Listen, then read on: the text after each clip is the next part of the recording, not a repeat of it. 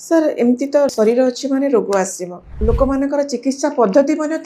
depend करे allopathy homeopathy कि आयुर्वेदिक किंतु आपण को हिसाब रे सबुठार बेस्ट चिकित्सा पद्धति कोटा बोली भाबेबे सबु चिकित्सा पद्धति भल इन देयर ओन फील्ड कि इमरजेंसी आसूची जन हार्ट अटैक हो जाऊँगी आक्यूट रेस्पिरेटरी फेल्यूर होची से हॉस्पिटल जीवा दरकार आईसीयू रे रहिबा दरकार वेंटिलेटर लागिबा दरकार इमरजेंसी तो जो emergency patient urgent patient acute patient एगुड़ाक एलोपैथिक सिस्टम बहुत भल लाइफ सेविंग सिस्टम सर्जरी